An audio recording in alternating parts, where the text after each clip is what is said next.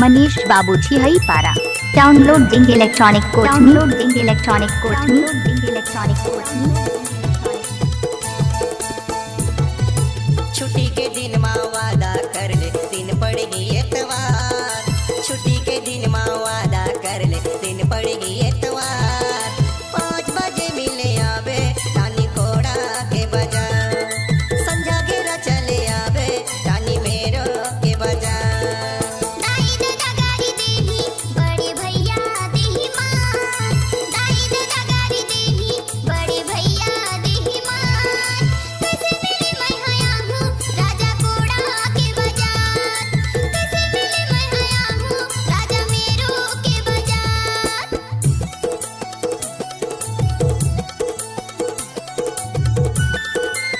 मनीष बाबूजी हई पारा मनीष बाबूजी हई पारा तिलोरा से हई पारा तिलोरा से हई पारा तिलोरा से हई पारा।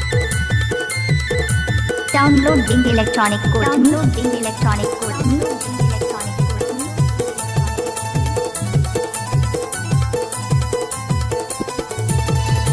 शनिवार के बंदी में लगते शुक्रवार शिवपुर में स्कूल के छुट्टी हो जाही रानी जो हतरे हूँ जोजपुर में। डहर गुरुवार के लगते बुधवार मनिनगढ़ में। मंगलवार उदनापुर में लगते गुनत रही छड़ छड़ में। डिप जिक मिक्सिंग मनीष मारावी तिलोरा तिलोरा तिलोरा तिलोरा। स्कूल के छुट्टी हो जाही रानी जो हतरे हूँ जोजपुर में। डहर गुरुवार के लगते बुधवार मनिनगढ़ में। मंगलवार उदनापुर में लगते गुनत रही छड़ छड़ में। छिपछिपी बूंदेली हाथों के तीर माँ करत रही हूँ इंतजार। छिपछिपी बूंदेली हाथों के तीर माँ करत रही हूँ इंतजार। 5 बजे मिले आवे रानी कोड़ा के बाजार। संझा घरी चले आवे जानू मेरो के बाजार। मनीष बाबूजी हई पारा डाउनलोडिंग इलेक्ट्रॉनिक कोच डाउनलोडिंग इलेक्ट्रॉनिक कोच डाउनलोडिंग इलेक्ट्रॉनिक कोच।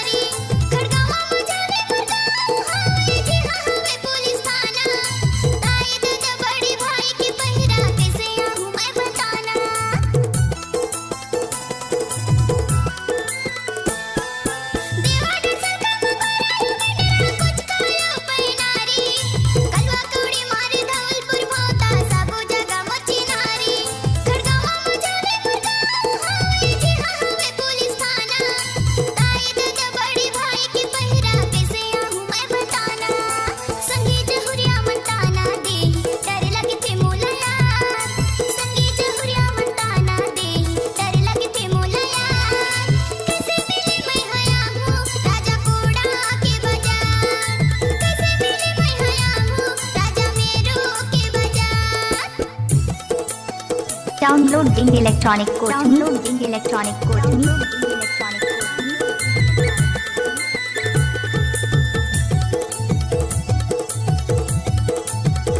मनीष बाबूजी हई पारा तिलोरा से हई पारा तिलोरा से हई पारा तिलोरा से हई पारा।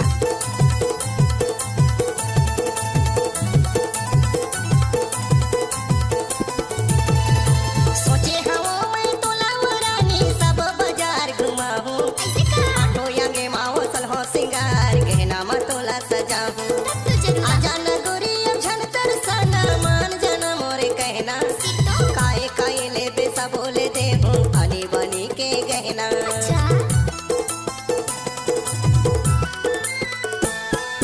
सोचे हवो मैं तोला रानी सब बाजार घुमाहूं। आठो यंगे माहो सलहो सिंगार गहना में तोला सजाहूं। आजा न गोरी अब झनतर सना मान जना मोरे कहना। काए काए ले बेसा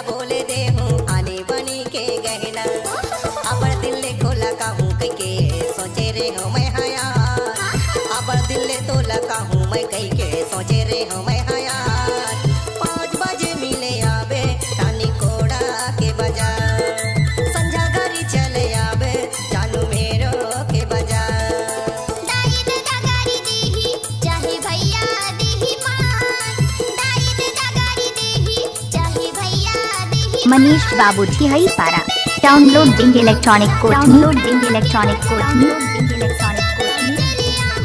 जानू मेरो के बाजार छुट्टी के दिन माँ वादा कर ले दिन पड़ी एतवार सच्ची कहत हाँ वादा कर ले दिन पड़ी एतवार 5 बजे मिले आवे रानी कोड़ा के बाजार संझा घरी चले आवे रानी मेरो के बाजार संझा मेरा चले आहू राजा कोड़ा के बाजार संझा घरी चले आवे रानी मेरो के बाजार संझा मेरा चले आहू जानू कोड़ा के बाजार संझा मेरा चले आवे जानू मेरो के बाजार मनीष बाबू छिहई पारा डाउनलोडिंग इलेक्ट्रॉनिक कोचिंग